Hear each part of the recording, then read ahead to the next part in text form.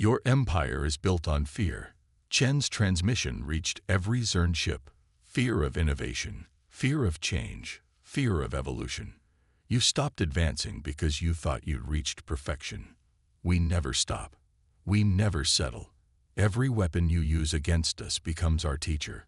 Every technology you deploy becomes our blueprint for something better.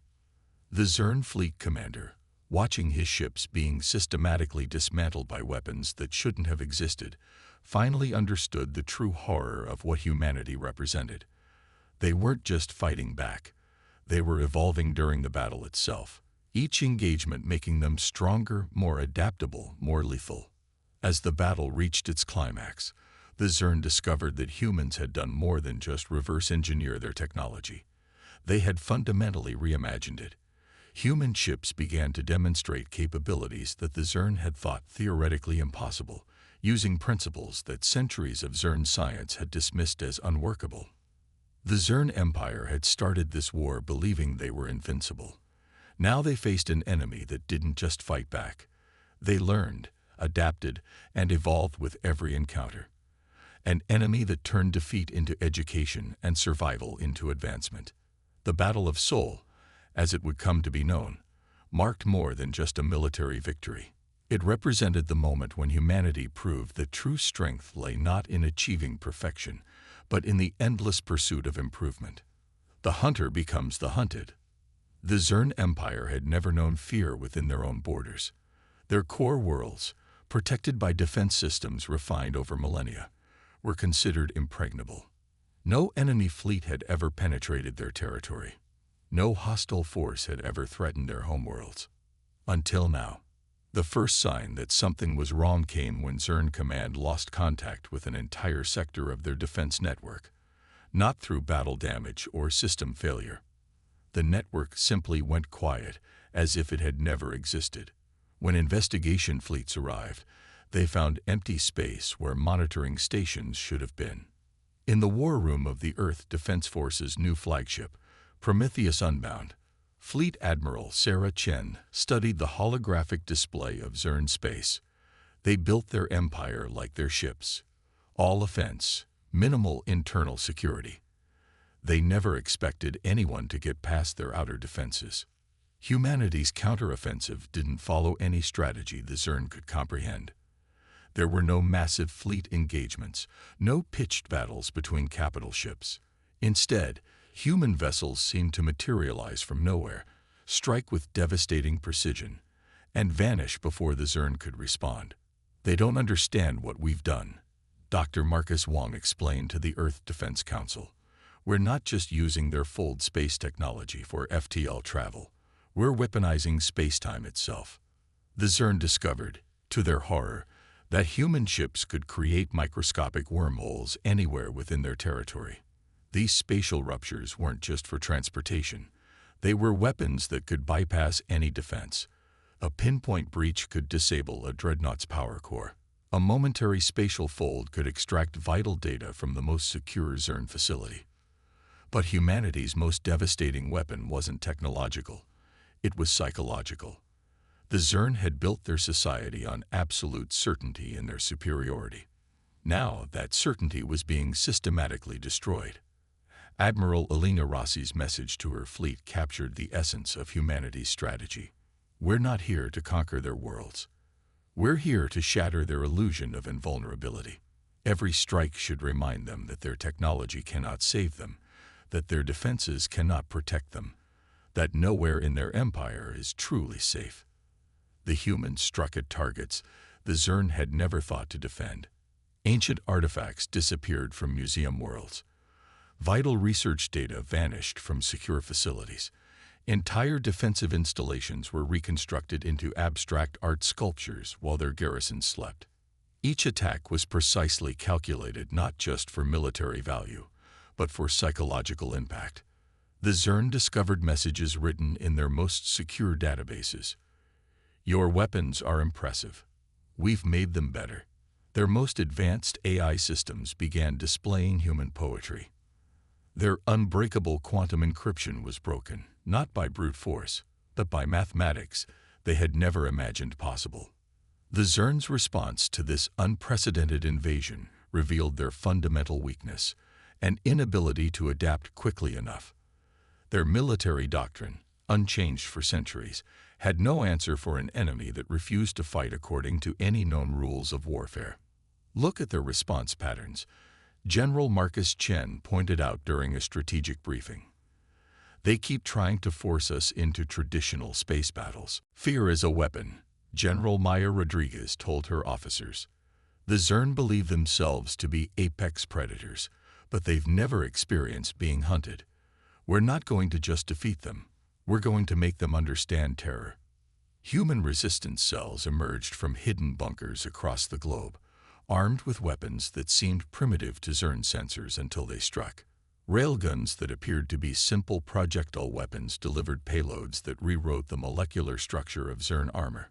EMP devices hidden in children's toys shut down entire Zern command centers. The Zern's advanced AI systems, programmed to predict enemy movements based on all known military doctrine, found themselves unable to comprehend human tactics. How could they predict an enemy that turned civilian infrastructure into weapons, that used social media posts to coordinate global military strikes, that treated warfare not as a series of battles, but as a form of psychological devastation? In the Zern Command Center orbiting Mars, Supreme Commander Vex Thor received reports of another carrier group gone silent. No distress calls, no signs of battle, just silence, followed by the appearance of a simple text message on every Zern command screen. You're learning what it means to be prey. The humans weren't just fighting back. They were systematically dismantling everything the Zern believed about warfare. Every Zern advantage was turned into a vulnerability. Their complex battle networks became conduits for human cyber attacks. Their sophisticated sensors were blinded by techniques so simple they'd never been programmed to detect them. And through it all, humanity's psychological warfare continued. Every Zern commander began to see shadows in every corner, to doubt every sensor reading, to question whether their next decision would be their last. The Zern Empire had started this war believing they were the galaxy's ultimate predators. Now, in the darkness between stars, they were learning a harsh truth. They had never been the hunters they thought they were. They had simply never met a true predator before. Turning point. The first hint that something fundamental had changed came when a Zern battlecruiser encountered what appeared to be a small human scout ship. Following standard protocol, they opened fire with enough firepower to reduce a small moon to atoms. The human vessel didn't try to evade. Instead, it absorbed the energy completely, then sent it back with terrifying precision. In her underground laboratory beneath the ruins of Geneva, Dr. Elena Santos studied the data from the encounter. We're not just copying their technology, she explained to the assembled military leaders. We're understanding it, improving it. The Zern built their empire on technological stagnation. They haven't truly innovated in centuries because they never needed to. The Zern had always assumed that their technology represented the peak of possible achievement. They had never faced a species that could take their weapons apart at the quantum level and rebuild them into something more dangerous. They had never encountered minds that could look at their most advanced systems and ask not how does this work, but how could this work better? On the bridge of the Earth Defense Force flagship Humanity's Reply, Admiral James Chen watched as the largest fleet humanity had ever assembled moved into position. Every ship incorporated both human ingenuity and reversed engineered Zern technology, but with modifications the Zern had never imagined possible. The Zern built their weapons to be perfect. Chen addressed his fleet. We built ours to evolve. The battle that followed would be studied for generations to come. The Zern deployed their standard tactics, expecting the humans to respond as all species did to their overwhelming firepower. Instead, they found their energy weapons being absorbed and redirected. Their impenetrable shields faced human missiles that simply phased through them by temporarily existing in another dimension. Their sophisticated targeting computers were overwhelmed by human ships that could split their quantum signatures across multiple realities. But it wasn't just about technology. Humanity had learned to think in ways the Zern couldn't predict. When the Zern deployed their planet-killer weapons, expecting to force a surrender, they found the humans had already evacuated their cities into vast underground arcologies. When they attempted to cut off Earth's supply lines, they discovered humans had developed a transportation network that operated through artificial wormholes. The turning point came when Admiral Chen unveiled humanity's masterstroke. Not a superweapon, not a devastating attack, but something far more terrifying to the Zern. A complete understanding of their technology's fundamental limitations. First Contact's consequences. The Zern Empire's first mistake was assuming that technological superiority guaranteed victory. Their second was believing that humanity would respond to invasion like every other species they'd encountered, with immediate surrender or futile direct resistance. Admiral Vectrol stood on the bridge of the eternal dominance, his primary eyes fixed on the blue-green world below, while his secondary set monitored the tactical displays. Humanity had ignored their demands for submission, responding only with silence. The lack of visible defensive preparations concerned none of his officers. They'd seen this before, the paralysis of inferior species facing inevitable defeat. "Launch the harvester ships," Vectrol commanded. "Standard protocol. Major population centers first.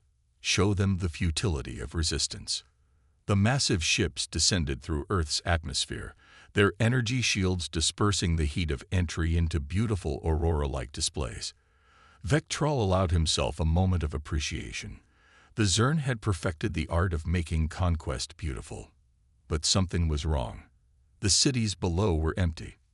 No panicking masses, no military response, no government officials begging for terms, just silence.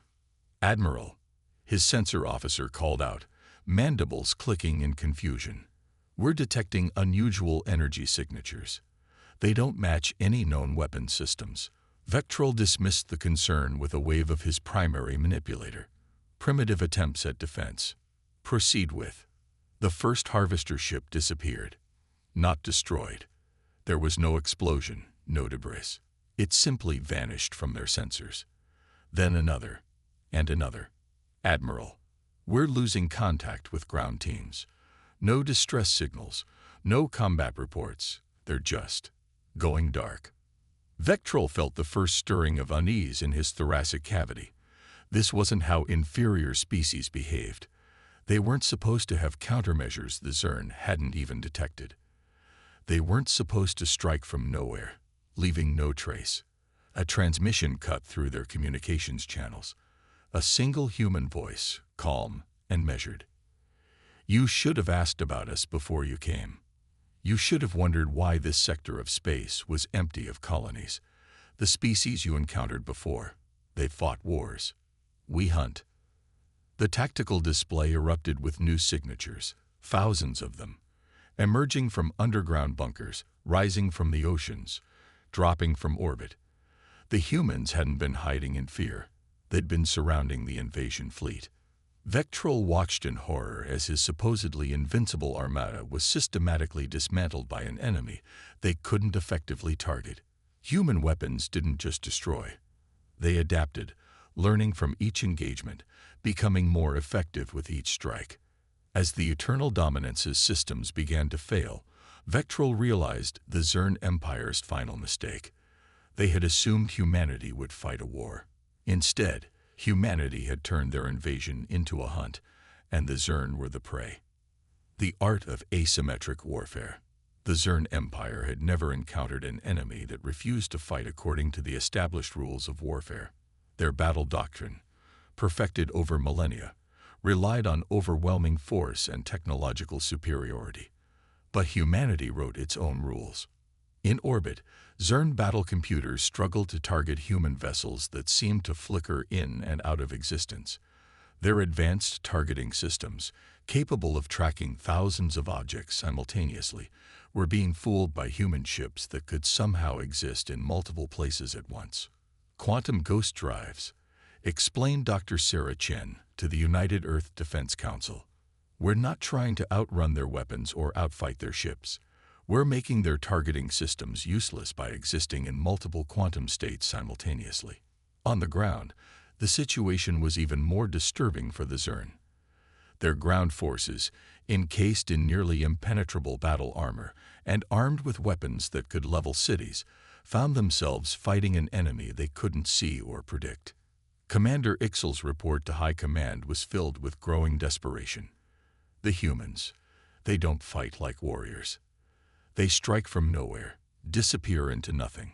We destroy one of their positions only to find it was empty, while our real opponents were behind us the entire time. They're not just using their technology, they're using our psychology against us. The humans had studied the Zern carefully during that first silent week after the invasion began. They had learned that Zern optical systems could be fooled by specific light frequencies, that their battlenet could be infiltrated through their own arrogance in assuming no lesser species could understand it. But most importantly, they had learned that the Zern were susceptible to fear. Battles because that's all they know. They can't comprehend that we're not playing their game anymore. As panic spread through the Zern Empire, their carefully maintained image of technological superiority began to crumble. Other species under their dominion watched as humanity systematically dismantled the defenses that had kept them subjugated for generations. The final blow to Zern morale came when humans demonstrated their complete mastery of fold space technology.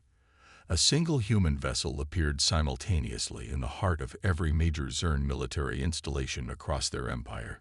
Each projection delivered the same message. We could have done this at any time. We wanted you to see it coming.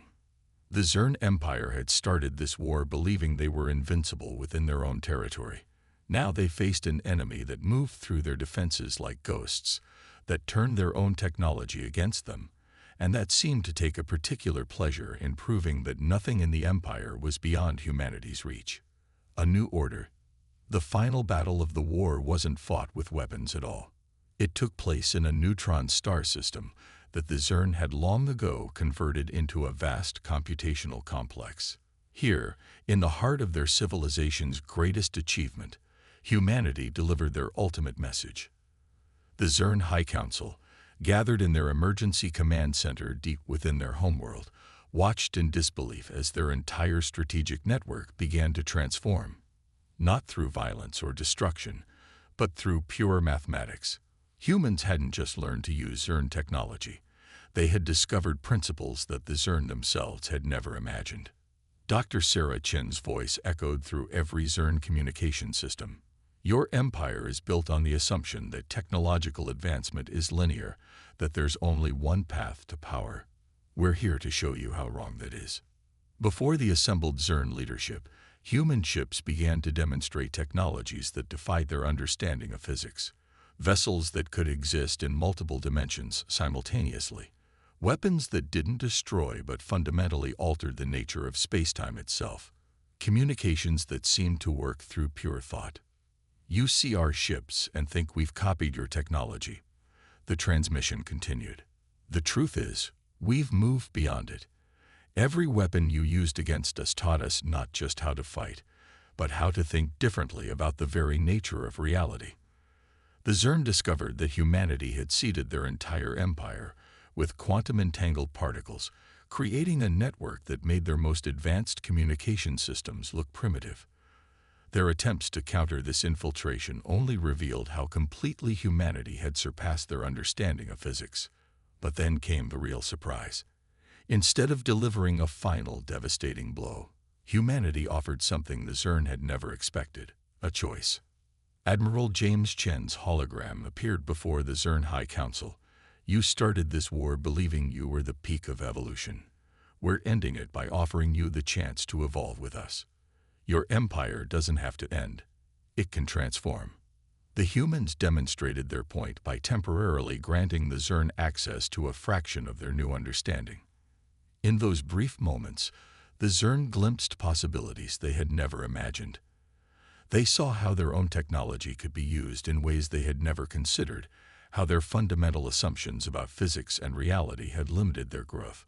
Across the galaxy, other species watched in amazement as humanity systematically dismantled not just the Zern's military might, but their entire worldview. The message was clear. True power lay not in achieving perfection, but in the endless pursuit of understanding. The terms of peace were unlike anything in galactic history. Humanity didn't demand surrender or reparations. Instead, they offered partnership in a new kind of civilization, one built not on dominance, but on continuous evolution and mutual growth. Your empire's greatest weakness, Dr. Elena Santos explained to the Zern Council, wasn't your technology or your strategy. It was your belief that you had reached the pinnacle of achievement. We're offering you the chance to understand what we learned long ago, that there is no pinnacle. There is only the endless journey of discovery. In the years that followed, the galaxy watched as the former Zern Empire transformed. Their rigid hierarchy gave way to a new system of cooperation and innovation. Their technological stagnation was replaced by an explosion of new ideas and possibilities. But perhaps the most profound change was in how other species viewed humanity. They weren't seen as conquerors or even warriors, but as teachers who had shown the galaxy a fundamental truth, that true strength lies not in power over others, but in the ability to continuously evolve and adapt. The war that began with an invasion ended with an invitation to all species to join in humanity's endless quest for understanding.